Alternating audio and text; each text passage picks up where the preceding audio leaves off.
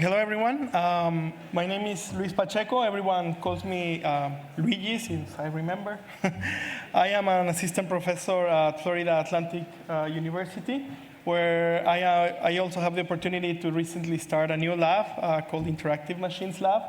And Blender is kind of one of the key tools to develop some of the things that I'm going to show you today.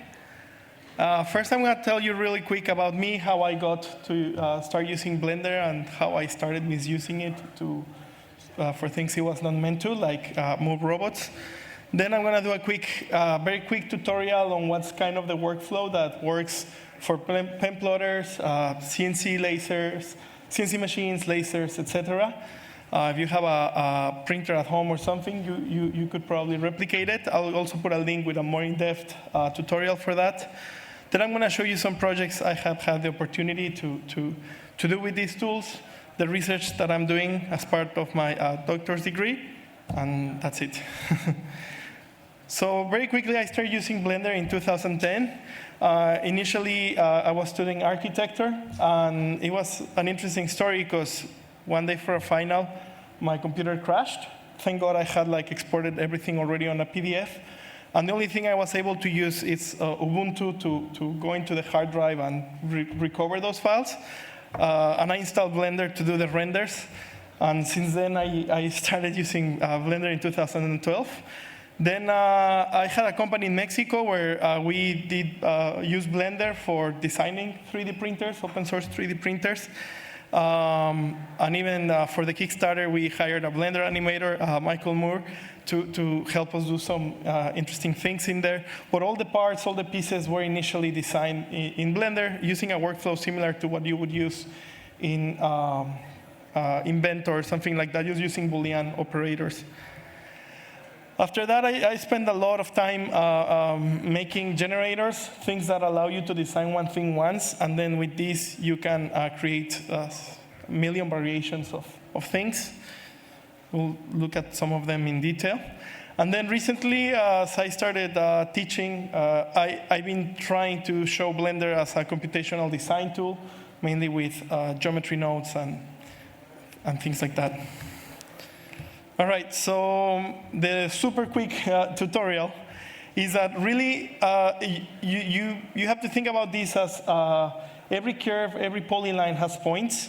So the idea is, or the main idea here is that once you have this line, you can subdivide it, resample the color curve, I think is the name of the node. And then we use that position attribute to export it, to parse it into G-code or into robot code, depending on what robotic brand. They have different languages, but it's the same exact principle. Something very important here is that the order matters. If you send a specific order to the machine, it's going to follow it, and that's where we need to be very careful.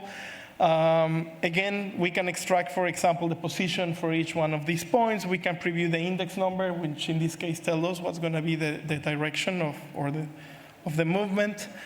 And for this, I think geometry nodes has a lot of applications to help us manage this information. No? For example, you have a curve. One main point is if you just take it as is and export it, is that you're going to do an incomplete circle, right? Because the last index is the last point, so you need to add the first index again at the beginning. And then most of the time, you want to have a point to come a little higher, no? In the case of a pen plotter, for example, you want to come a little bit higher, then go to the first point, do the whole curve, and then go up. And an interesting thing with geometry nodes is that then we can feed it a million curves, and then it's going to do this for each one of these curves. And again, once you have the tool or this thing, it allows you to do that. So it helps us sort the points, close the curve, add in and out points, or travel positions, we can call them. Something that is super, super interesting when they added geometry nodes is that we can use attributes, because these machines use different types of data. For example, a laser cutter is going to have power. A 3D printer is going to have the extrusion rate. Different machines are going to have different types of attributes. So we can store these attributes per point and change the speed. For example, it's a different speed what you might want for printing something than for traveling. Same for the extrusion, the power for the laser, or even the fact that something is enabled or disabled, like if in a pen plotter, if you want the pen plotter to be drawing or not, retracted or not retracted, right? And as you can see here, it's just as simple as storing a named attribute, and then the add-on will take care of understanding what it is. There's right now, it's hard-coded in there, but eventually, hopefully, this can be dynamic, that you can decide which attributes you want to use. And again, all this gets parsed into a G-code. You can see here, for example, you store the attributes. You can see it here in the spreadsheet that each point is going to have its own attributes, and then when you export it, they match with the specific type of code for that movement. In this case, for example, this is kind of the interface you select. Initially, I was using Alessandro Somparelli's G-code exporter. It's really helpful and really easy to set up and start using it. But then I needed to personalize so many things, so I just did my own version of it.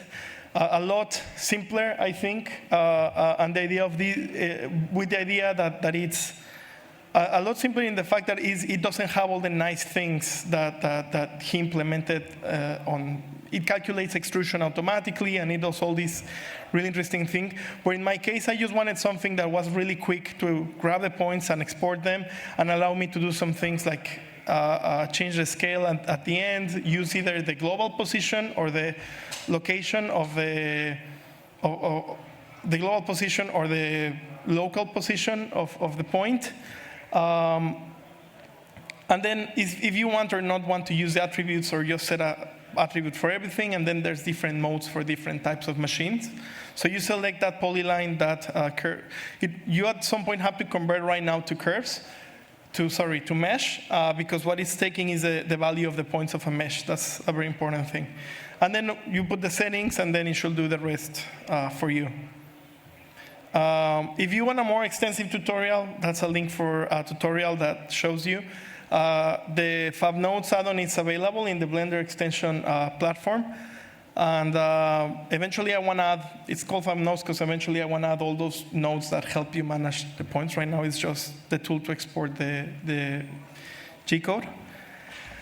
All right, so here are some examples. You saw this one, this is just a spiral, right? And then you map an image to the vertex data, and there's two ways you can change the depth a little bit, right, when you have Z-axis. And this is, if you use a brush pen, the depth is going to determine the width of the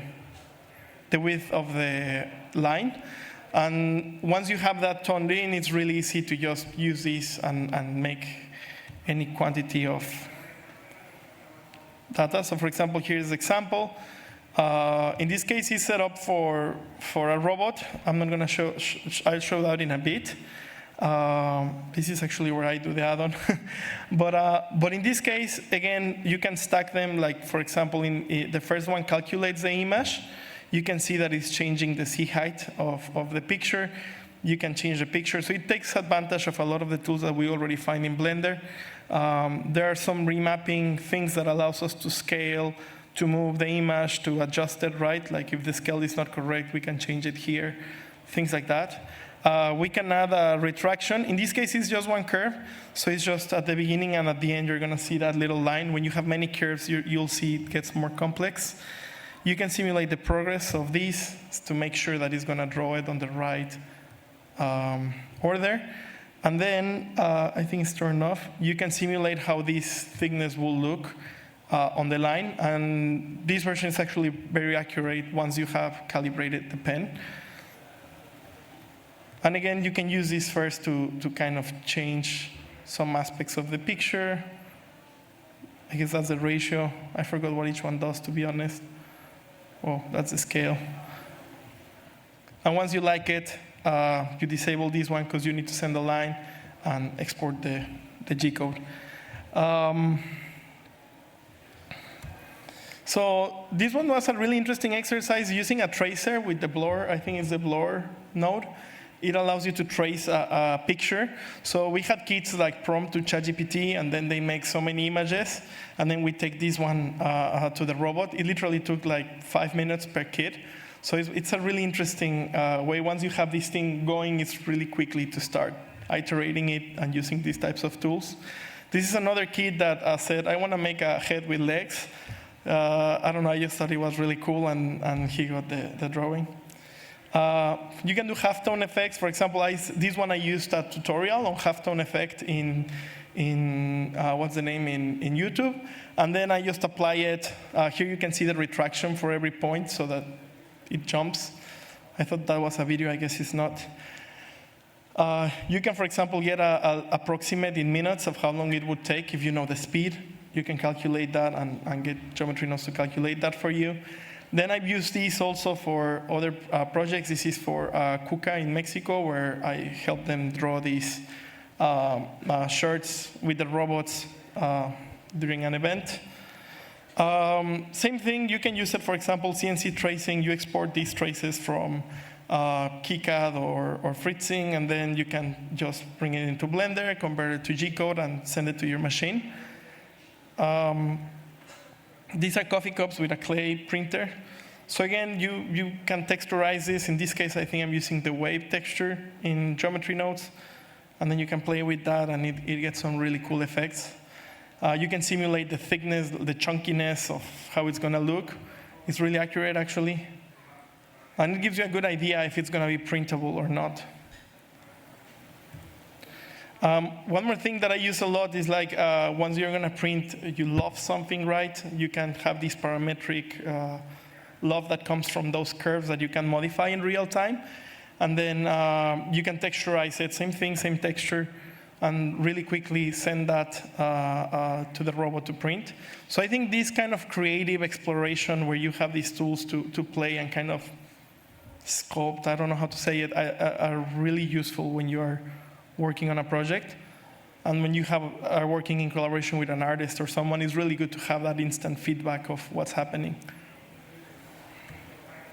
This is a project for artist Joyce Villette, where we did this kind of factory for the legs, where with some meshes that some textures that she was providing, we were able to, inspired by her work, we were able to map this into the tree trunks, and then they became like these legs for the benches. Then with Professor Joseph Choma last year, I think, we had an exhibition in Moonlighters Fab Lab during Art Basel, where we showcase these columns. They are 3D printed, and they come from mathematical formulas. So it's really cool because each mathematical formula gives you a different types of column. These actually are toroids, and then in the middle they are twisted and things like that. But it's really cool because you can do the Python script in Blender and then change that to points, change that to, so the whole workflow can be there. I think eventually the idea is to be able to have like a one place where you can mill, print, draw, or do whatever that you want to do with the robots. Now, this is part of the research, what I'm interested in doing. Here's how I use Blender, for example. In this case, you have the physical robot, and then Blender is reading the robot at every time. So it's always updating in real time the position, the orientation of the robot. It can read its TCP where the tool is, for example, and very precisely put it. And then you use that to simulate, for example, a toolpath, but you can also use it to. And then once you validate that, you can send it to the robot and move it directly from Blender. And again, you have this constant feedback that allows you to understand what's happening. Even if you're the user, for example, if they're moving the robot with the pendant or something, you can see that reflecting in Blender. This is really interesting because then you can use the robot itself to map the 3D, the space, the working cell. For example, you have a table, or when we were doing the shorts, you map where that is, and then you bring that information into Blender directly from the robot. You just add empties, and then you map whatever you need. Here are more examples. These are the columns, and in this case, it's a little bit of the workflow where you can see we can change the thickness, how it's actually looking, the real thing versus how it looks in Blender before printing it.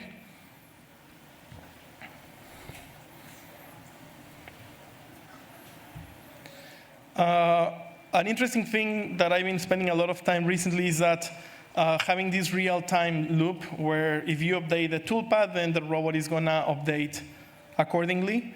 So in this case, if you move something in Blender, you'll see it a little bit better in a following video. You're seeing this reflected in the robot as it's doing the toolpath. Eventually, the idea is that it becomes really easy to bring in the robots, simulate them. Actually, Blender has a really good kinematic solver that it's industrial. eTask, I think is the name, so it's actually really, really good.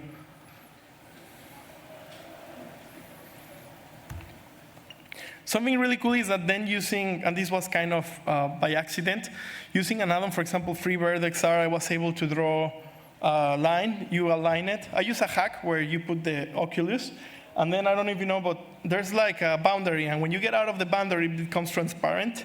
So what I did is I kind of use it to align the robots, the virtual robot with the real robot. And then if you just do this, then you can go fully into Blender to the real world, align them. It's actually really good at keeping position.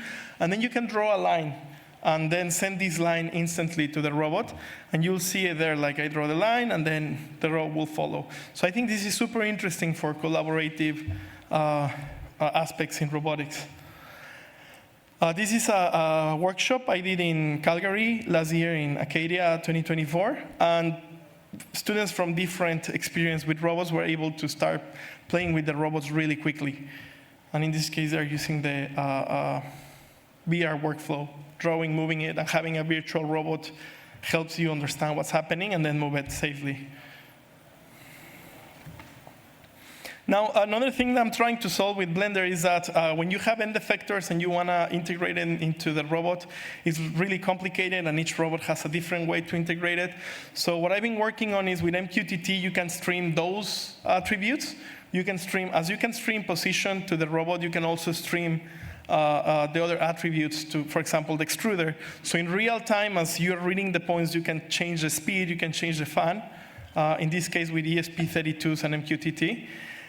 You can also stream from the robot, for example, and reading the digital IOs and then streaming back to Blender that has a server running for MQTT, kind of orchestrate what's happening with different end effectors.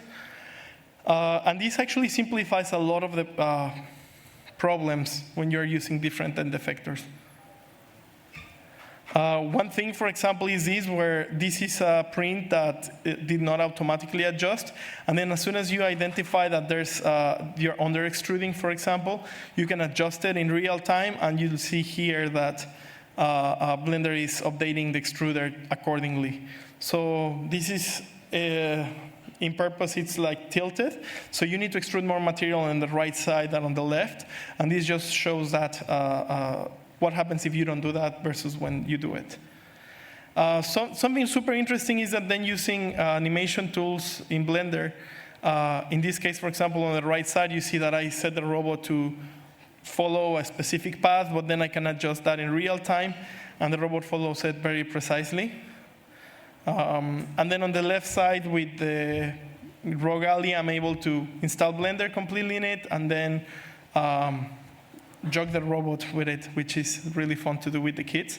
But also you get the actual robot in the screen, which I think is very helpful.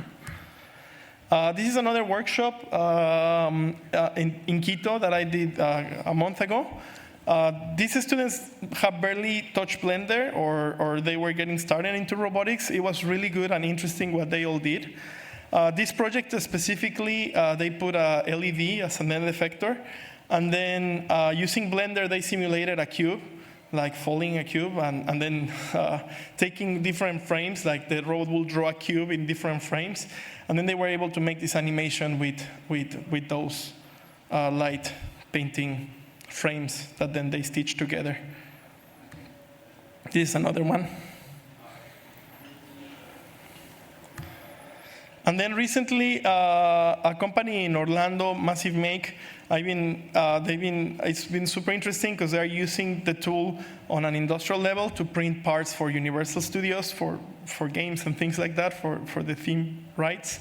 So it's been really interesting to kind of work with more how do you say, discipline, because they require certain things. In this case, we, for example, have an analysis tool that allows them to see in real time what's happening in the print, but also kind of monitor everything that's happening. So in this case, you can see I'm running everything from the pendant, and Blender is becoming a monitor tool too.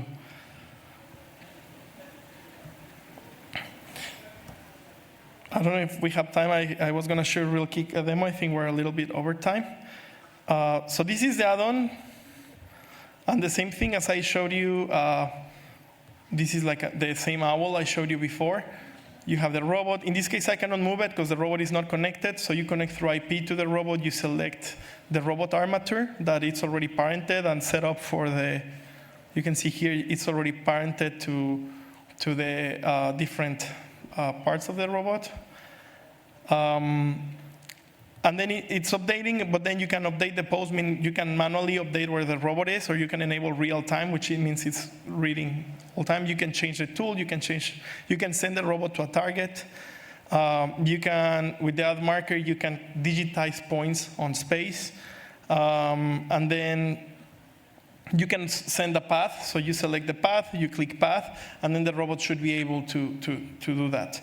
And again, it's really good because you can, if you make a mistake, it's really quickly to go back, change it, make the C up, for example, whatever you need to do, and do it. And